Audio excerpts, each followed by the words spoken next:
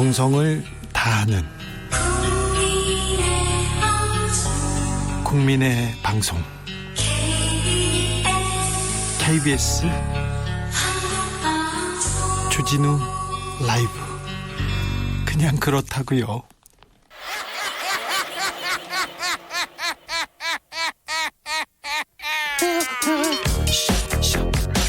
발로 뛰는 기자, 탐구하는 기자, 세상의 질문을 마구 던지는 기자, 기자가 본 오늘의 세상, 기자들의 수다. 라이브 기자실을 찾은 오늘의 기자는 한결의 김민아 기자입니다. 안녕하세요. 네, 안녕하세요. 요새 여의도 분위기 어때요? 일단은 미래통합당은요, 내일 김종인 비대위가 공식적으로 출범하게 돼서 네. 뭔가 약간 그 혼돈이 정리되는 느낌이고요. 좀 설레고 있나요? 약간 그런 느낌이 있고, 예? 오늘은 또 이제 미래한국당이 네. 우리 29일까지 통합당이랑 합당할 것이다라고 결의문을 또 내놨어요. 네. 그래서 진짜 좀 보수 야권이 정리가 되는 분위기인 것 같습니다. 그래요. 좀 기대가 큰 사람들도 많겠네요, 당내외에. 그쵸. 아무래도 이제 김종인 비대위를 적극 지지했던 의원들은 이제 본인들이 좀 비대위원이나 비대위 주변에서 이제 당직을 맡으면서 보수 쇄신의 역할을 좀 하겠다라는 포부를 많이 내비치고 있고, 또 이제 반면에 미래한국당 쪽은 약간 울상이죠. 아무래도. 그래요?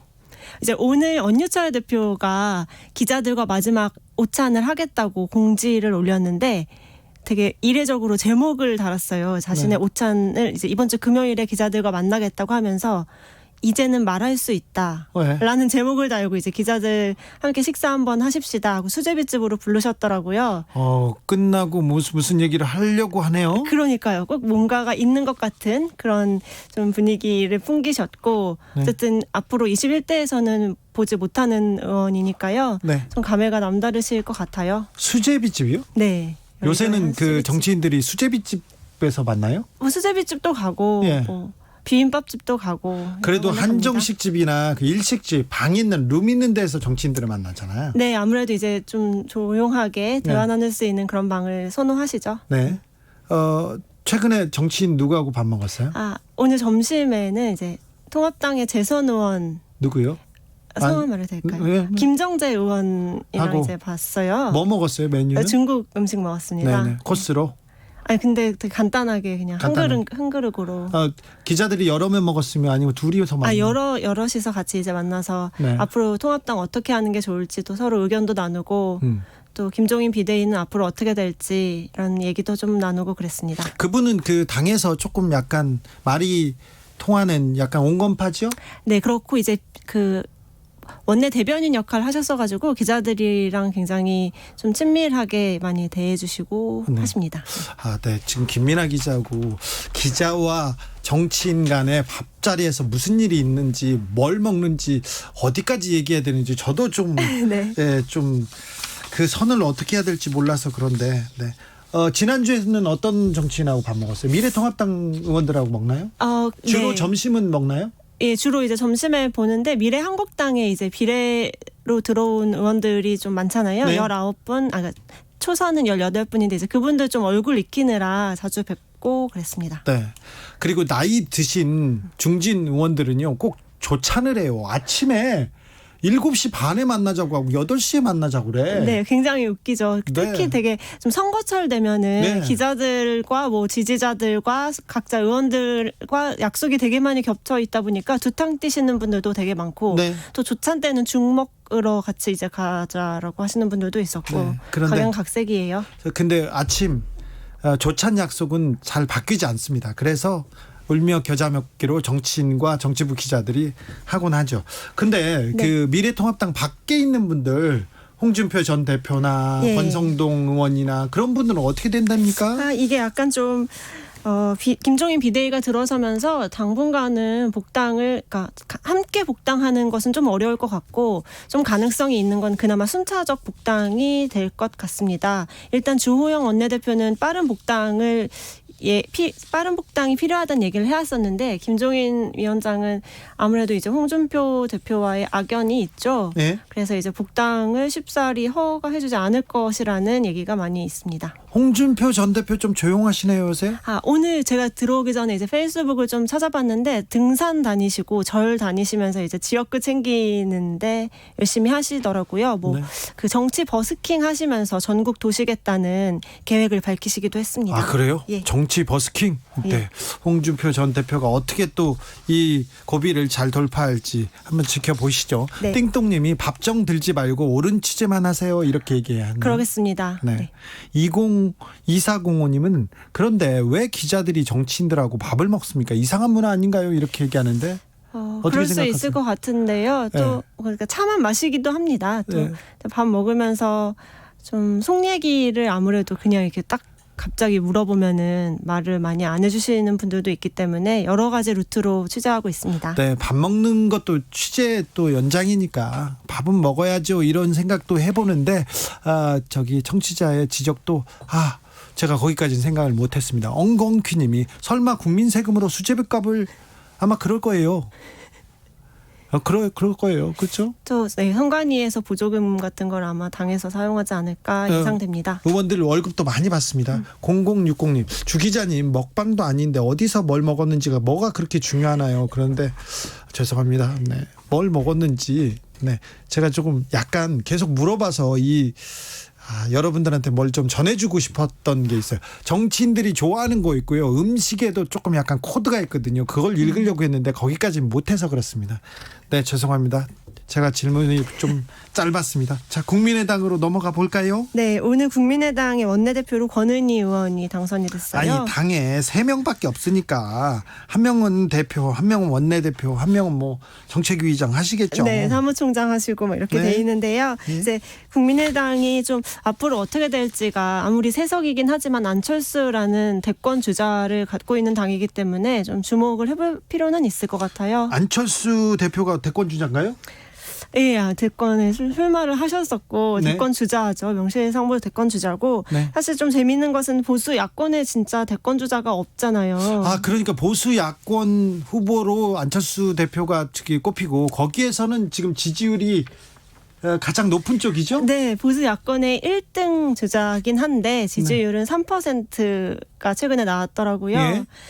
황교안 대표가 1% 떨어지고 뭐 유승민 1%, 홍준표 2% 이 정도여가지고 도토리 키재기 가운데 안철수 대표가 앞서고 있는 상황이긴 합니다. 네, 뭐 그렇게 볼 수 있네요. 그래 명실상부한 보수 야권의 1등 대권 후보라고 볼 수도 있네요. 네. 이거 여론조사는 어디서 했어요? 네, 이게 한국갤럽에서 지난 12일부터 14일까지 전국성인 1,000명한테 물은 결과인데요.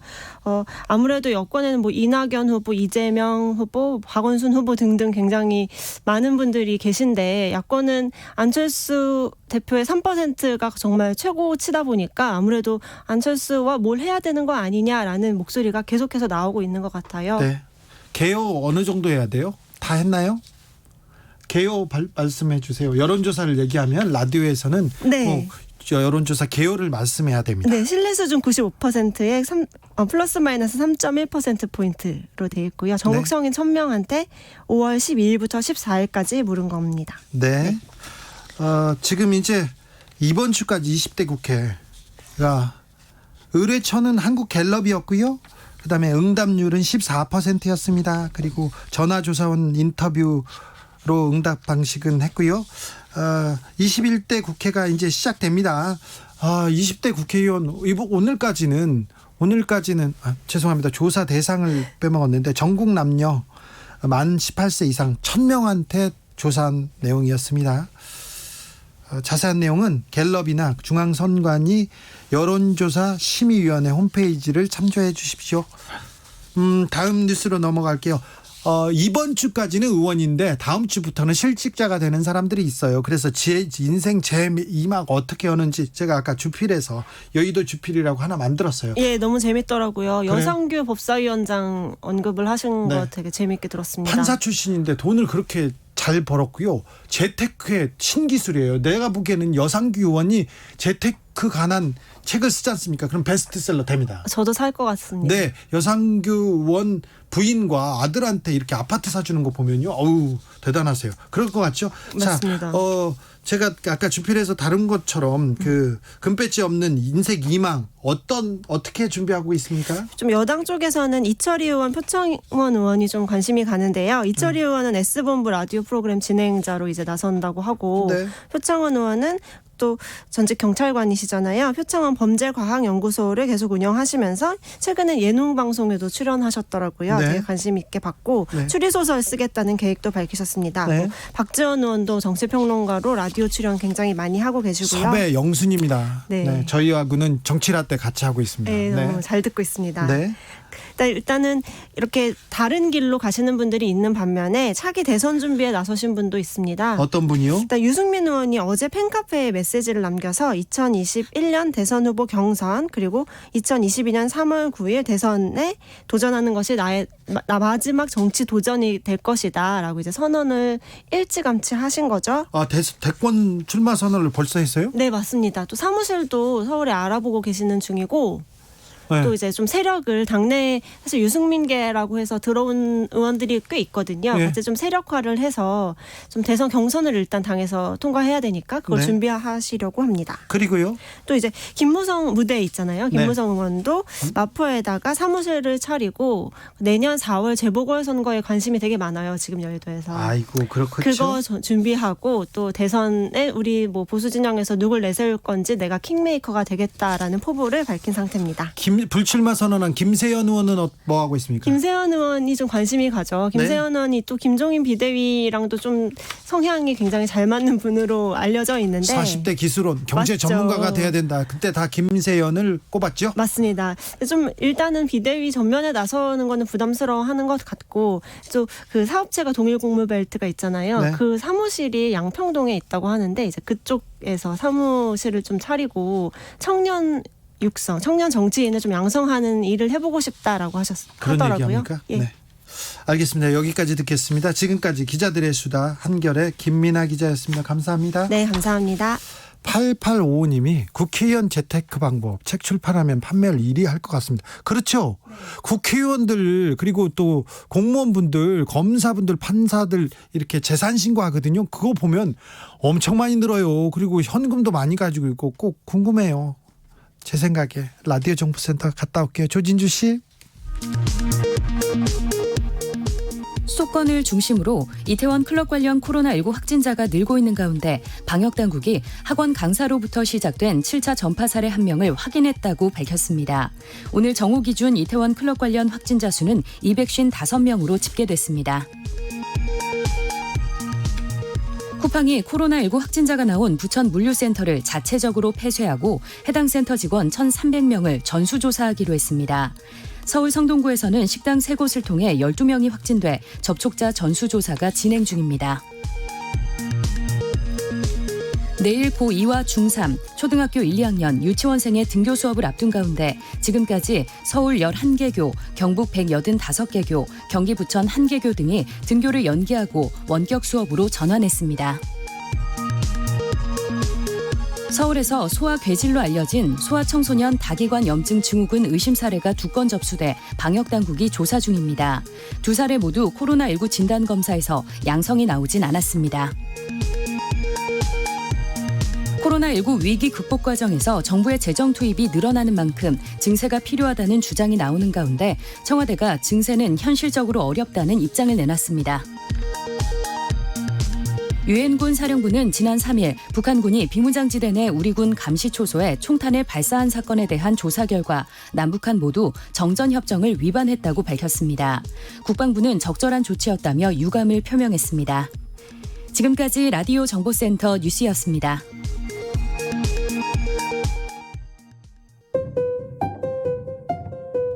정치 피로, 사건 사고로 인한 피로, 고달픈 일상에서 오는 피로. 오늘 시사하셨습니까? 경험해보세요. 들은 날과 안 들은 날의 차이. 여러분의 피로를 날려줄 저녁 한 끼 시사. 추진우 라이브.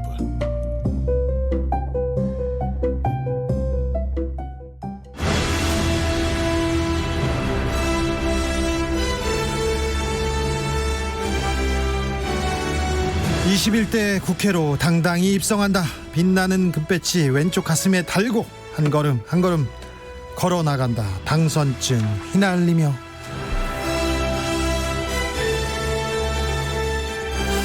나흘 뒤 이번 주 토요일부터 21대 국회가 시작됩니다. 화제의 당선인 만나보겠습니다. 저는 이분이 제일 궁금해요. 여성 인권의 상징이고 역사입니다. 더불어민주당 권인숙 당선인. 안녕하세요. 안녕하세요. 네, 반갑습니다. 예, 반갑습니다. 네. 정치에는 원래 선을 긋고 계셨는데, 네, 걷고 살았죠. 네. 장관도 항상 이렇게 해주십사 하고 요청이 와도 안 한다고 하고 국회의원도 안 한다고 했는데 어떻게 이번에는 국회에 입성하셨네요? 사실 저는 저의 모든 것을 바꿔놓은 사람은 박근혜 대통령입니다. 아, 그래요? 네. 박근혜 대통령이 좋은 영향을 많이 끼쳤어요. 정말 제가 이제 부처성 선거문 사건 그 이후에 이 개인이 감당하기 되게 좀 부담스러운 삶이었어요. 네. 그래서 이게 좀 바운더리를 좀 치면서 사회활동을 하겠다라고 생각을 했었는데 나를 보호하는 것을 좀 중요하게 여기는 그런 관점이었는데 네. 박근혜 정부 시절에 정말 너무 불행하더라고요. 네. 너무 불행해서 이렇게 살지 않겠다. 뭐 바운더리 있다에 아무 소용 없다라고 생각하면서 좀 삶의 자세를 좀 많이 바꿨습니다. 그래서 문재인 대통령 그 영입 제안을 받았었고요. 네. 국회에 오게 된 거는 사실 이제 제가 굉장히 문재인 정부의 성공이나 뭐 이런 이렇게 돌아가는 흐름에 굉장히 관심이 많았는데 시민당이 만들어지는 것에 대해서 저는 찬성하는 입장이었고요. 필요하다고 생각하는데 그 모양새가 너무 안 갖춰지는 거예요. 그 소수 정당 참가하는 것도 그렇고. 그래서 그때 그 모양새를 제가 조금 이렇게 보완할 수 있을 것 같다라는 청을 받았을 때 저는 응했었습니다. 그냥 하여튼 많이 좀 자세를 많이 바꿔놓은 상태였었어요. 그래요? 네. 아무튼 박근혜 전 대통령의 영향을 받아서 국회에 입성한 민주당의 권인숙 당선인이십니다. 그 전에 국회의원이 되기 전에는 한국여성정책연구원장 하셨고요. 그다음에 법무부 성희롱 성범죄 대책위원장도 하셨어요. 네. 2018년에 했었죠. 네. 2018년에 법무부에서 가서 이렇게 실태를 보니까 어떤 생각 들던가요? 그때 내부의 성폭력 현실이 되게 심각했고요. 네. 그리고 성차별 문제도 아주 심각했습니다. 우리가 생각했던 것보다 검사 집단의 문제는 아주 심각했는데 제가 그때 이제 많이 느꼈던 거는 이제 검찰의 권력 힘을 줄이는 것도 굉장히 중요하지만 이 내부에서 민주적으로 이 검찰이 이끌어 나갈 수 있는 내부 질서가 만들어지는 것도 굉장히 중요하다라는 네. 생각을 했었고요. 저는 윤석열 검찰총장 임명에서도 내부의 개혁이 중요하다라는 관점이 조금 더 들어갔으면 좀 다른 판단을 하지 않았을까 그런 생각도 했었고요. 네. 그래서 여성정책연구원장이나 대책위원장 이 모든 게 저한테는 조금 더 세상을 좀 폭넓게 볼 수 있는 그리고 내부의 변화가 어떤 의미를 갖는가를 좀 이해할 수 있게 했던 계기가 됐던 것 같습니다. 공적인 삶이었습니다. 그런데 또 여의도는 다른 셈법인데 그쵸. 정치권 네. 국회의원이 되니까 뭐가 달라집니까? 뭐가 달라지는지는 아직 잘 모르겠고요. 네. 사람들이 많은 이제 얘기를 하죠. 그러니까 국회의원을 할 때는 이제 사진 찍을 때도 앞으로 달려들어서 찍어야 되고 이런 식으로 하여튼 굉장히 많이 자기를 좀 많이 내세워야 하고 그런 식의 요령을 많이 가르쳐 주는데 저는 그 요령 잘 못 따라갈 것 같아요. 네. 못 따라갈 것 같고 지금의 이제 저한테 제 귀에 들리는 말은 그냥 네 페이스대로 해라. 네. 네 생겨먹은 대로 살아라. 그러면 또 그게 또 통하는 법이 있다라는 말. 그런 말에 오히려 조금 이제 귀를 기울이고 있는 그런 상황입니다. 내가 국회의원이 됐다. 다른 건 몰라도 이건 하고 싶다. 이런 법안이나 이런 일이 있습니까? 현재로서는 이제 디지털 성폭력 부분이 네. 좀 사회적으로도 그렇고 여성들에게 있어서도 그렇고 굉장히 중요한 부분이어서요. 그 부분을 지금 이제 통과된 법들을 좀 더 보완하는 것이 이제 저로서는 굉장히 중요한 과제이고요. 예.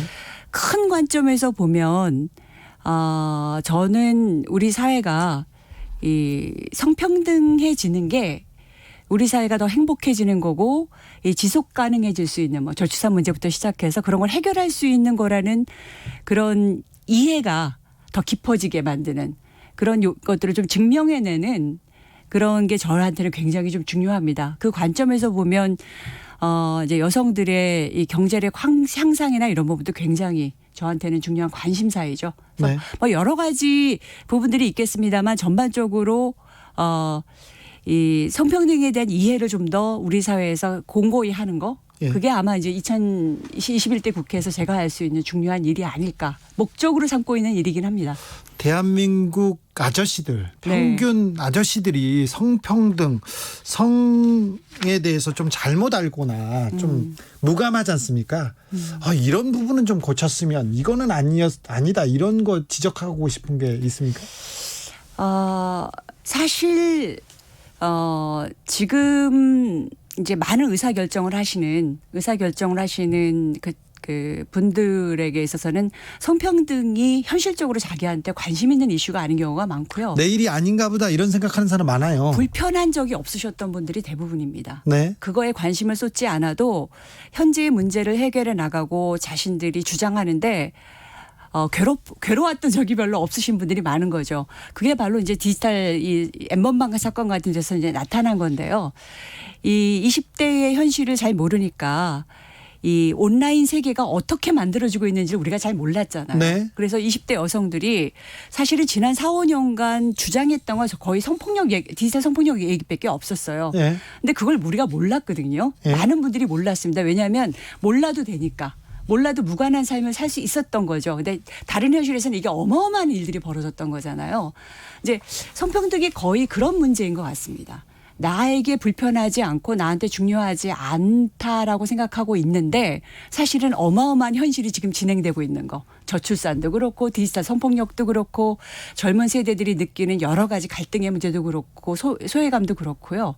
그게 저는 그래서 이게 폭넓은 어떤 포용 능력 이런 것들이 굉장히 중요하지 않은가 싶습니다. 이번 N번방 사태에서 우리가 좀 배워야 될 점은 뭐죠? 이번 N번방 사건에서 우리가 배워야 될 점은 우리가 그 세계를 정말 너무 모르고 있다라는 거죠. 네.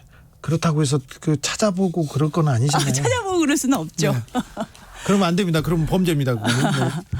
근데 특히 이 삭제 문제 굉장히 심각하잖아요. 그러니까요. 네. 피해자가 있는데 피해자가 있어요. 나는 저 영상이 온라인에 있는 걸 원치 않아요. 그런데 그걸 지우려면 돈이 들고 그것도 잘 안 된다면서요. 잘 안 되고 어떤 경우에도 정말 됐다라는 확신을 갖기가 힘듭니다.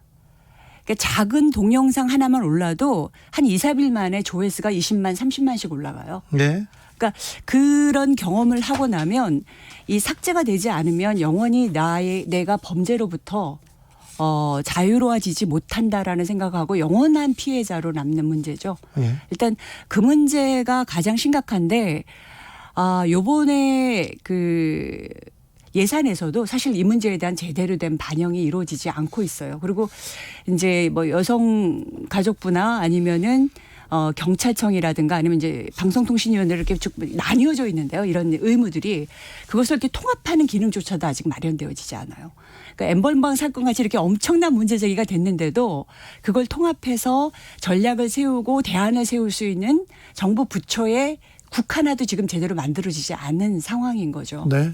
그래서 이 문제에 대해서 우리가 좀 더 관심을 기울여야 되는 상황인 것 같습니다. 문재인 정부에서 네.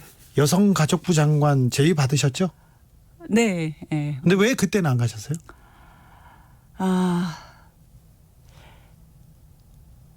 되게 어려운 질문인 것 같은데요. 그냥 훅 들어왔나요? 너무 훅 들어왔는데요. 네. 너무 훅 들어왔는데요. 네. 곤란하시면 안 하셔도 돼요. 그런데 국회에 가서 아까 지금 근데 저 N번방 얘기를 하면서 왜 국회로 가야겠구나 그 생각을 왜 결심하셨구나 그런 생각을 제가 조금 해서 드리는 말씀이었어요. 뭐 국회로 가는 거에 뭐 여러 가지 이슈가 있죠. 네. 네. 우리 사회에서 성평등 얘기가 나오면 좀 불편하다고 생각하는 사람들이 많죠. 네, 그렇죠. 네. 그런데 그러면 좀 인식이 잘못된 건가요? 특별히 남자들의 인식이? 남자들의 인식이 잘못됐다라기보다는 그건 자기 현실 속에서 느끼는 이제 네. 문제의식들이 있을 수 있는 건데요. 전반적으로 우리 사회가 이 성평등이 무엇을 해결해 줄 수 있는지 네. 왜 필요한지에 대한 이렇게 통합적인 문제 제기가 제대로 된 적이 없어요. 예, 그러니까. 그러니까 예를 들어서 최저임금제 같은 경우가 이제 만들어질 때 우리나라가 이 성별 임금 격차가 세계 이제 OECD 국가 중에서 최고 이제 가장 크잖아요. 그러게요. 예, 그 부분 고쳐야죠. 네. 그리고 사실은 이제 여성들이 굉장히 낮은 임금 그리고 이제 안 좋은 일자리, 비정규직 이런 조에 많이 포진해 있는데 경력 단절도 큰 문제고요. 그렇죠. 근데 이 최저임금제라는 것을 사회에 설득할 때 정부가 이게 여성들의 이 성별 임금 격차를 어떻게 해결해 줄 수 있는지에 대한 설명을 같이 하지 않아요. 아, 네. 그러니까 그게 바로 이 우리 사회의 성평등 문제에 대한 불편함을 해결해 나가는 방향을 우리가 못 잡고 있다라는 면이기도 하고요. 네. 그러니까 위치를 못 잡고 있는 거죠. 예. 저는 일단 그게 가장 현재 성평등과 관련해서 사람들이 불편해하는 네. 것에 대한 뭐랄까요? 원인 제공이라기보다는 대안을 제시하지 못하면서 계속 이제 여러 가지 이 여성과 관련된 이제 자잘한 정책들이 만들어지는 것에서 오는 이제 역차별 이슈라든가 역차별 감정 이런 것들과 이런 것들 불러일으키는 이제 원인이 되고 있다라는 생각을 하고 있습니다. 네. 성평등을 위해서 네. 일반인들이 어떻게 지금 관점을 바꾸면 된다. 뭐 큰 거 말고요. 첫 걸음은 어디부터 시작했으면 좋겠다. 이런 생각이 있습니까? 혹시? 어려워하는 성 얘기만 나오면 페미니즘만 나오면 막 어려워 힘들어 이렇게 하는 사람들이 자 성평등을 위해서 첫 발은 어떻게 내딛자. 첫 발을 어떻게 내딛자. 저는 50대 50이 평등해져야 관계가 많이 좋아지는 것 같아요. 그러니까 20대 남성들이 사실 40대 남성들하고 비교하면 이 가부장적으로 살아나가는 이 질서에 대해서 굉장히 불만이 많아요. 네. 그리고 많이 달라지길 원해요. 네. 이 달라지길 원하는 방향성이 이제 여기에서 만들어지는 거거든요. 예. 그래서 저는 계속 이제 반복해서 말씀을 드리는데 우리 사회가 내가 좀 더 행복해지고 내가 좀 더 자유로워지고 남자다움 아니면 여자다움의 부담에서 자유로워지는데 무엇이 필요할까에 대한 고민을 거기서부터 좀 출발해 보는 게 필요할 것 같아요. 당장에 내 친구가 어떤 직장에 취직하고 나는 어떤 직장에 취직하고 군대 갔다 왔고 이제 이런 식의 문제로서는 사실은 답이 보이지는 않는 것 그렇죠. 같아요. 네, 맞습니다. 네. 미응님이 20대 남성도 호응할 수 있는 성평등법 만들어주세요 이런 얘기했는데 20대 남성이 네. 약간 소외됐다고 이렇게 생각하나 봐요. 옛날 남자들은 누리기라도 했지 우리는 아무것도 아니고 당하고 있어 막 그런 근데 그 당하고 있다는 거에서 굉장히 좀 파고들어서 어떻게 보면 좀 이상한 생각을 가지고 있는 20대 남성들도 있고요. 그리고 여성들한테 밀린다. 우리가 네. 뭐 개인적 경험은 다양할 수 있죠. 그렇죠. 개인적 경험은 굉장히 다양할 수 있는데 저는 일단 징병제에 굉장히 관심이 많아요. 네. 예, 징병제에 관심이 많고 징병제는 사실 시민의 제도인데 시민이 희생하고 참여하는 제도잖아요. 예. 근데 징병제에 대해서 너무 우리가 얘기를 안 하고 있는 것 같아요. 그리고 정말 저희가 이제 조사를 해봤을 때 미래 세대를 우리 미래 세대의 어떤 정체성이나 미래 세대의 특성을 볼 때 이 징병제와 이게 맞는가라는 얘기를 이제 질문을 던졌는데 굉장히 걱정하시는 분들이 많아요. 안 맞다고 생각하시는 분들이 정말 많죠. 그러니까 저는 이 논의를 정말 우리가 좀 적극적으로 시작해야 된다고 생각이 듭니다. 근데 그 논의를 남자들이 못해요. 또 민주당은 못해요. 네. 그래서 그 얘기 하시게요? 아이고 권인숙이 징병제 얘기하면 큰일 날 텐데 난리 날 텐데. 21대 제가 할 수 있는지 없는지는 그건 좀 고민을 해봐야 되는 문제이지만 고민할 때가 됐어요. 네. 근데 이거를 정말 우리가 다양한 차원에서 네. 얘기를 해봐야 되고 지금의 우리가 병역과 관련된 얘기들 네. 이런 것들에 대해서 어떻게 바꿔나가야 될 것인가에 대해서 논의를 시작해야 될 때라는 생각을 하고 있습니다. 이게 이제 지금 아까 성평등 이슈하고도 굉장히 연관이 많이 되고요. 그러게요. 또 권인숙 당선인께서 이 문제를 던지면 그 생각하는 그 바가 굉장히 아니 아까 커질 20대 것 남성 같아서. 얘기를 하셔서 네. 저는 이제 이걸 해야 될 것 같다는 얘기를 해야 될것 김보미님이십니다. 김보미님은 여자분인 것 같은데요. 네. 징병제 논의 시작 적극 찬성입니다. 이렇게 바로 오셨고요. 로망스님도 남녀 평등 여자도 군대가 나 이런 얘기 할 줄 알았어. 이거는 아니 이건 좀 다른 차원에서 저는 얘기를 하자라는 거고요. 그렇죠. 네, 네. 네. 이런 얘기 안 돼요, 남성분들.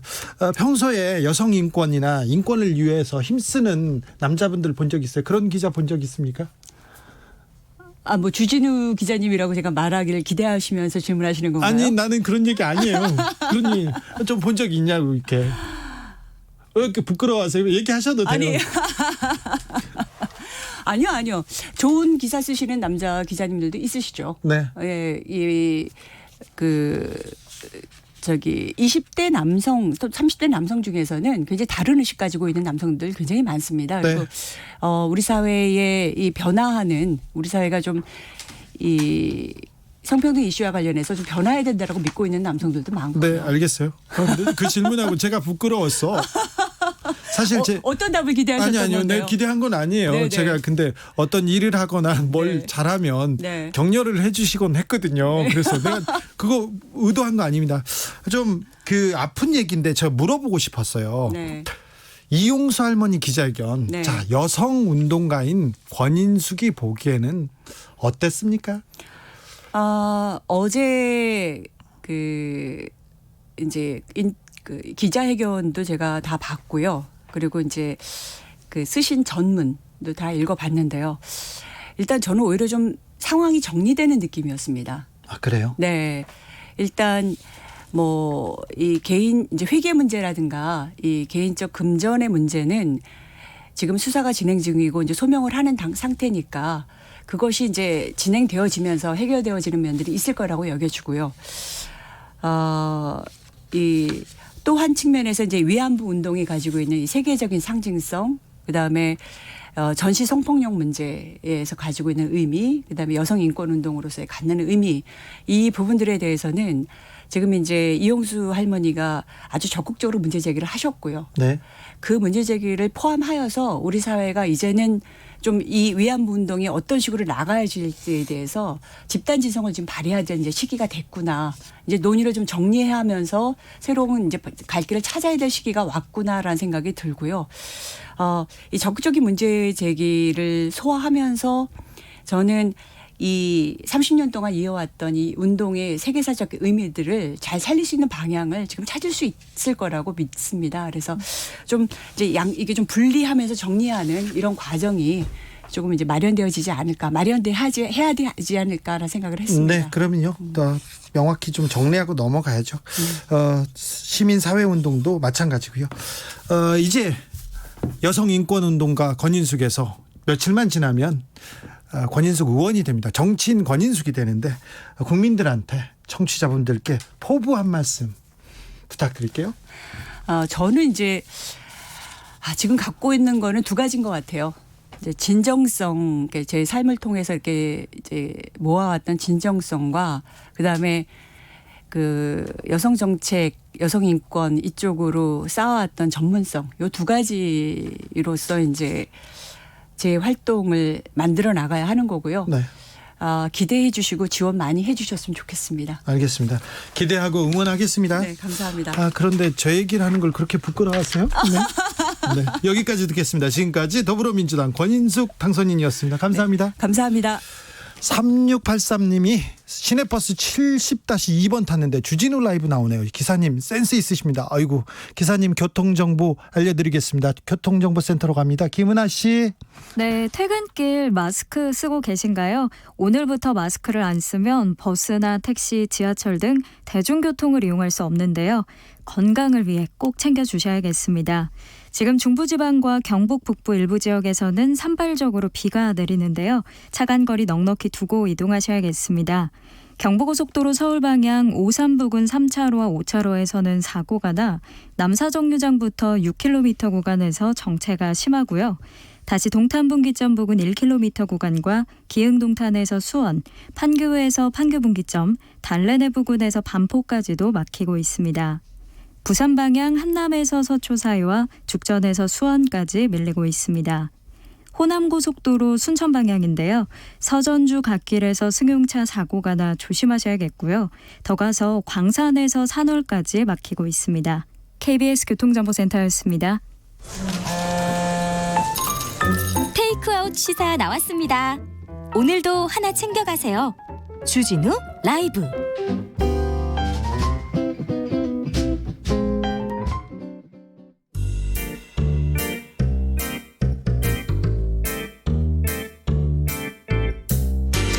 요즘 정치 이건 아니야. 나 때는 말이야 정치가 낭만이 있었는데. 잃어버린 정치의 낭만을 찾아서 떠나보겠습니다. 라떼 한잔 할까요? 박지원의 정치 라떼. 정치 9단 아닙니다. 부족합니다. 정치 10단입니다. 몇 수 앞을 그냥 다 봅니다. 박지원 의원님 안녕하세요. 안녕 못합니다. 왜요? 재수는 못 봤습니다. 왜요? 재수는 못 봤으니까. 아 그러게 그건 몰랐네. 그렇죠. 점쟁이들이 자기 운명은 못 본다고 그렇게 그럼요. 말을 하는데 예. 예, 그러게요. 그래도 바쁘시죠? 네, 바쁘죠. 네. 오늘을 어떻게 보내셨어요? 오늘은 뭐 계속 인터뷰 네. 지금 6번째 합니다. 아 그렇습니까? 근데 어제도 한 6개 하셨잖아요. 모르겠어요. 네. 아무튼. 다음 주는 좀 편해질 거라고 생각하십니까? 그럼요. 아유 그럴 리 없어요. 아니 29일 이제 임기가 끝나니까. 그래도 박지원을 찾는 사람들이 많습니다. 이렇게 저도 물어보고 싶거든요. 그래서 한 주 동안 박지원 의원님 언제 오시지 물어봐야지 이런 거 많습니다. 네, 감사합니다. 한 주 동안은 어떻게 보내셨습니까? 이제 지난주가 제 12년 네. 금기원래 금요일 날 목포에 갔다가 월요일 돌아오는 대장정의 마침식을 했습니다. 아 그래요? 그랬더니 2008년부터 2012년까지 12년 동안 네. 624회 43만 7천여 킬로 지구 11바퀴를 도는 매주 매주 그 한 번도 빠지지 않았습니까? 제가 그 정세균 국회의장 때 3당 대표들 미국 가서 사드 반대하러 가자. 네. 이때 사드는 제가 제일 반대 잘하잖아요. 반대 잘하죠. 네. 그래서 갔다 왔고 네. 한일 관계가 교착 상태에 있을 때 일본 정치 2인자 니카이 네. 자민당 간사장이 뭐 누구도 안 만나주니까 네. 한번 정부에서 저하고는 원체 가까우니까 네. 연락을 해서 만나가지고 무엇을 얘기하는가 얘기라도 듣고 오십시오. 해서 연락했더니 오사카에서 만나자고 해가지고 네. 만나서 5시간 45분 동안 얘기하고 그 다음 날 온 게 2번입니다. 2번 빼고는 그러니까 항상 주말이면 목포에서 그렇죠. 보내셨어요? 예. 네. 근데 이번 주부터 다음 주부터는 이제 일상이 바뀝니다. 이번 주부터는 안 가죠. 그래요? 예. 목포 안 가요? 정이 떨어졌어? 아니 정이 떨어져서가 아니라 네. 지금 제가 가면은 새로운 당선자가 역할을 해야 되는데 네. 방해가 되죠. 아 예. 고수들은 또 그런 수로 아니 또 그렇죠. 있구나. 네. 그리고 예. 그 낙선 교사는 말이 없어야지 그 지역에 가서 얘기하면은 안 좋습니다. 네. 조상현 님이 박지원 의원님과의 점심 식사 경매로 나오면 제가 낙찰 받을 겁니다. 아 이거 좀 센데. 이거 센데 얼마 아니, 쓰실까? 제가 네. 내일 점심 약속이 사실은 없습니다. 아, 그래요? 예, 왜냐하면 12시부터 무슨 프로그램 TV 녹화를 하기로 했는데 네. 그게 3시로 옮겨졌어요. 네. 그렇지만 내일 누가 점심 먹자 하면은 저를 높이기 위해서 3주 후로 해라. 네. 정치 라떼에서 그러면은 그 우리 청취자하고 점심 식사 정치 컨설팅 점심 식사 한번 경매로 걸죠. 그럽시다. 네, 그거 좋겠네요. 제가 보조로 이렇게 참여하겠습니다. 저희 청취자분 모시겠습니다. 5873님, 박지원 의원님, 여긴 전남 영암입니다. 좋은 동네 사시네요. 그동안 고생 많으셨습니다. 앞으로 계속 정치구단 아닌 정치 아버지로 부르겠습니다. 감사합니다. 이런 또 의견 주셨습니다. 예. 저희가 영암은 목포가 붙어 있어요. 그럴까요? 예. 우리가 사부님이기 때문에 각종 이벤트 준비하겠습니다. 어제 이용수 할머니 기자회견 어떻게 보셨어요? 그래서 저도 완전히 시청을 했어요. 네. 그랬더니 어떻게 됐든 그 1시간여 동안 아주 건강하게 네. 그렇게 말씀하시는 내용을 보고 지금 뭐 그 이용수 할머니에 대해서 뭐 치매 또는 뭐 기억력 상실 어쩌고 하는데 그건 아닌 것 같아요. 이런 얘기는 하지 말아야겠더라. 네. 굉장히 건강하시고 예. 참 그 일본과는 잘 지내야 된다. 예. 그렇게 하기 위해서는 학생들이 교류를 통해서 서로 우애를 다지고 예. 그러나 어떤 경우에도 위안부에 대한 사과와 배상은 이루어져야 된다 하는 얘기에 굉장히 감동적이더라고요. 네. 근데 마음이 많이 속상하신 것 같아요. 그렇죠. 뭐 많이 상처받으신 것 같아. 아니 그 보니까 네. 저도 그냥 눈물이 찡하더라고요. 아, 그래요? 윤미향 당선인이 어떻게 해야 됩니까? 민주당은 어떻게 해야 됩니까? 윤미향 당선인은 어떻게 됐든 위안부 할머니, 이용수 할머니가 문제를 제기했다고 하면은 여기에 대한 답을 해야 됩니다. 네. 그런데 초창기 대응이 실패를 했어요. 예. 그냥 뭐 기자들 만나서 얘기를 하고 방송 인터뷰를 통해서 얘기를 하면은 해명의 의혹을 더 가져오더라고요. 그래서 기자를 만나지 말았으면 좋겠다.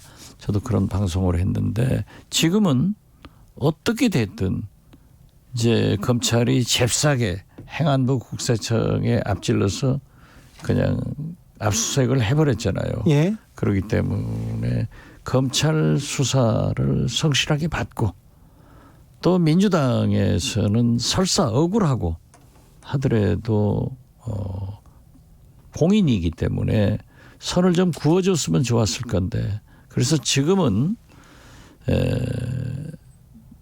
윤미향 당선인이 검찰에 나가기 전에 혹은 국회가 이제 열리기 전에. 열리기 전에 네. 이제 30일부터는 의원 신분 아니에요. 네. 그 전에 해명을 해주는 것이 좋다. 저는 그렇게 생각합니다. 해명을 하는 게 지금 그 필요한 일이다 이렇게 생각하는데 사퇴나 거기까지는 생각하시는 않죠? 본인이 사퇴하지 않는데 네. 누구도 국회의원을 그렇게 국민의 대표인데 함부로 할 수 없죠. 네. 그리고 사실 이용수 할머님이 지금 문제 제기를 한 것도 증거 자료는 없어요. 네. 그러니까 우리 국민들이 감성상 할머니에 대한 좋은 인상을 가지고 있는데 거기에 대한 증거 자료를 가지고 윤미향 당선인은 설명을 해야 된다. 저는 그렇게 생각하고 그러나 민주당은 정치 집단 아니에요. 예. 그렇기 때문에 좀 사전에 선을 그어놨으면 좋았을 건데 국민들이 보기에는 좀 민주당이 궁색 보인다. 네. 궁색해요, 궁색해. 네. 자, 한명숙 전 총리 사건 법무부에서 재조사한다고 하고 여당 그러니까 민주당에서는 이거 재조사해야 된다 계속 얘기하고 있는데 이 문제는 어떻게 보세요? 뭐 잘 아시다시피 제가 당시 1차, 예. 2차 재판, 지금 2차 재판이 문제가 네네. 되는데요. 제가 민주당 원내대표였고 네. 12년간 법사위원을 했습니다. 네. 만주 변호사로는 최고죠. 뭐 저는 진짜 법조인이죠. 네. 아무튼 그래서 법사위에서 제일 많이 따졌고 이 문제에 대해서 그렇죠. 제일 많이 했는데 제가 보혜저축은행에서 당한 경험이나 네. 김홍일 전 의원 네.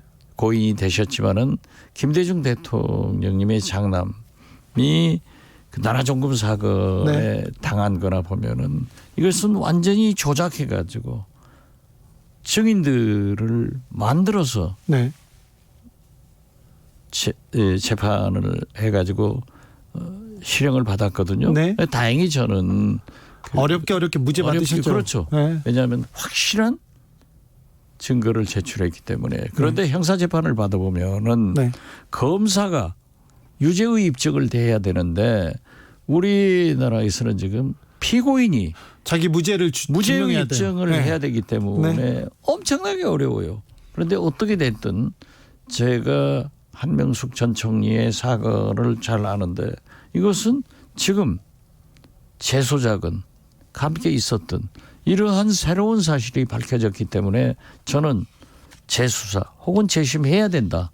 99마리의 양도 한 마리의 양이 더 중요하잖아요. 네. 예. 억울한 한 마리의 억울함이 양. 있어서는 안 되죠. 네. 예. 네. 다른 얘기를 물어보겠습니다. 제가 우리 사부님이기 때문에 물어보고 싶은 게 되게 많아요. 많아서 몇 가지 얘기하는데 김종인 비대위가 출범했습니다. 출범했죠. 결국은 김종인 비대위원장으로 왔습니다. 왔죠. 네. 김종인 비대위원장은 제가 직업이 비대위원장이다라고 네. 했는데 사실 비대위원장으로서 성공한 두 번의 비대위원장이 정치사에 있는데 두 번 다 그분이에요. 예. 그런데 박근혜 예. 비대위원장 밑에서 비대위원을 했고 문재인 대표가 비대위원장 밑에서 했는데 네. 김종인 비대위원장이 있는데 그때는 완전히 공천권을 가지고 있었기 때문에 네. 성공할 수 있었는데 이번에는 선거가 없어요. 예. 그러나 특이한 것은 그분은 좌우 진보 보수를 넘나들면서 그렇게 잘 하더라고요. 네. 저는 이번에 성공할 것인가 조금 어둡게 봅니다. 이번에는 어둡다. 어둡죠. 네. 뭐 선거가 있는 것도 아니고 네.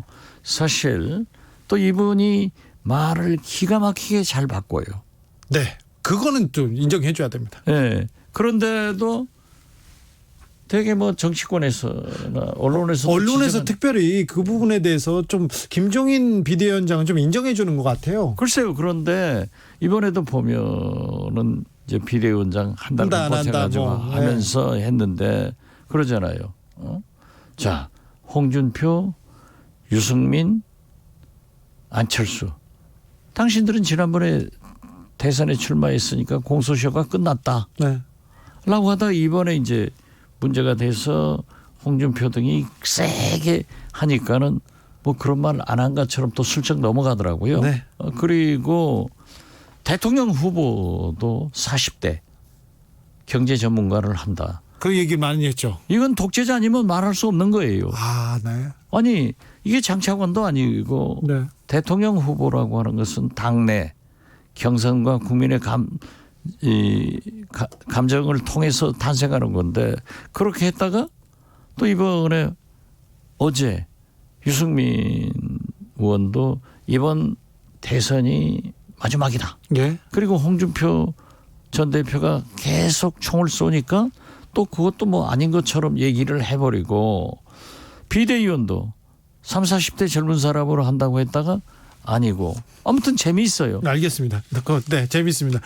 다른 얘기로 넘어갈게요. 백명성님 이 얘기했습니다. 저도 동감하는 거 있었는데 박지원 의원님이 통합당 비대위원장 하면 잘할 텐데 의향 어떠신가 얘기하는데 저도 이 생각했어요. 저는 다 해도 그건 못합니다. 아, 그래요? 예, 왜냐하면 다 해도 미래통합당은 못 갑니까? 못 가죠. 내가 정체성이 대한민국 정치에서는 가장 중요한데 네. 저는 근본적으로 대북 정책 등 네. 진보예요. 네. 그런데 거기 보수를 표방하는데 이렇게 김종인 비대위원장처럼 보수 진보를 좌우를 넘나들면서 할 수 있는 재주가 없어요. 이거 알겠습니다. 네. 알겠어요. 이낙연 당선인 이낙연 전 총리의 첫 번째 숙제는 뭐가 될 것 같습니다. 당 대표는 나올 것 같습니다. 나와야죠. 나와야 돼요. 저는 나오리라고 보고 예? 나와야 된다. 예. 이렇게 봅니다. 지금 현재 우선 당 대표가 되면은 송영길 예. 같은 분들은 이제 출마를 하지 않겠다라고 하지만 홍영표, 예. 우원식 이런 분은 보도에 의하면은 도전을 한다는 거 아니에요? 네. 그래서 경선을 해서 돼야 돼요. 경선은 쉽게 될까요? 그건 쉽게 모르긴 모르지만 네. 앞으로 출마자들한테 미안한 얘기지만은 지금 어떻게 됐든 이낙연 총리는 민심의 백업을 받고 있잖아요. 네. 그래서 지지도가 제1위란 말이에요. 네. 네. 그러니까 당 대표가 돼서 우선 코로나 방역을 통해서 세계 1, 2국가가 우리가 5,000년 역사 속에서 처음 됐는데 네. 대통령께서 말씀하신 코로나 경제 위기 극복에 진짜 경제의 계절을 만드는 그런 당대표가 돼야 되고 여러 가지 남북 문제 이런 것들을 선도적으로 할 수 있는 그런 당대표를 한번 해야지 꽃가마 타고만 대통령 후보, 대통령 대선은 안 된다 저는 그렇게 생각합니다. 대표 경선에 나서면 대표가 되면 지금까지와는 달리 많은 숙제들이 직접 해결해야 되는 숙제가 많아지겠죠.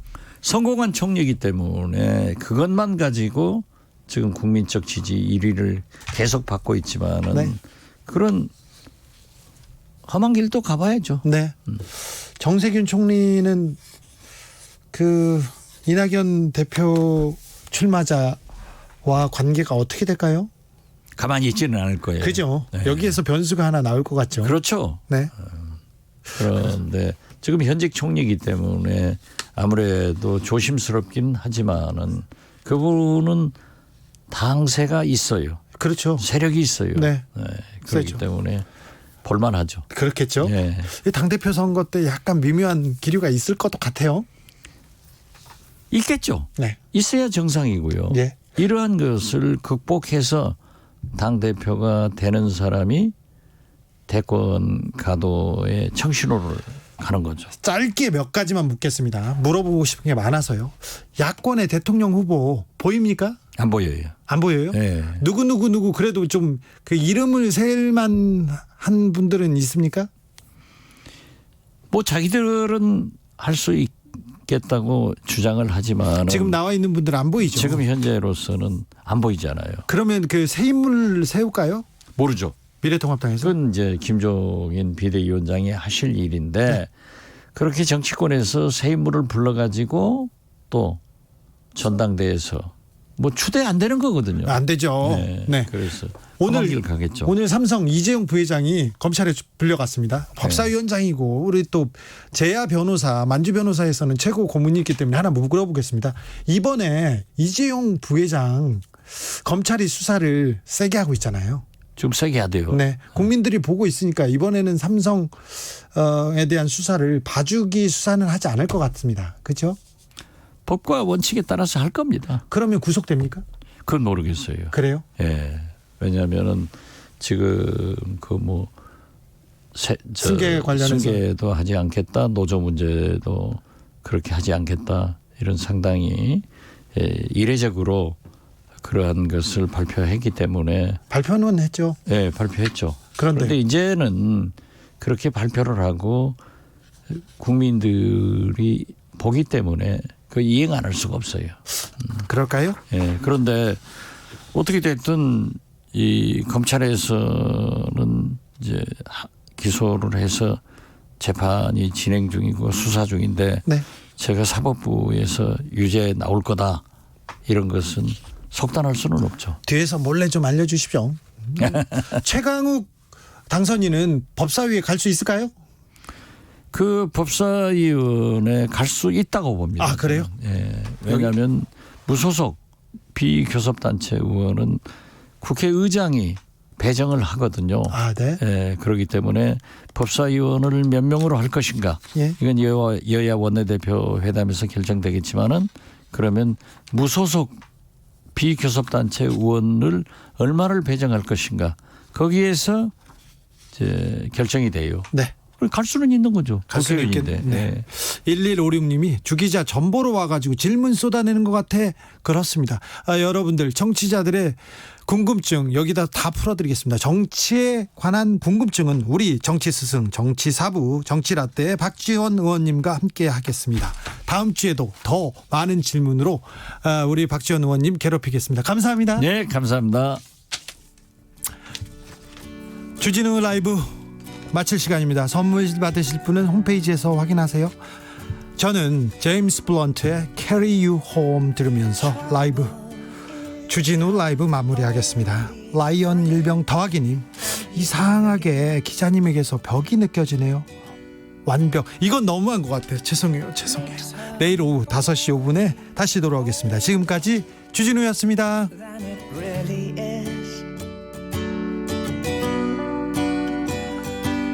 She says it's hard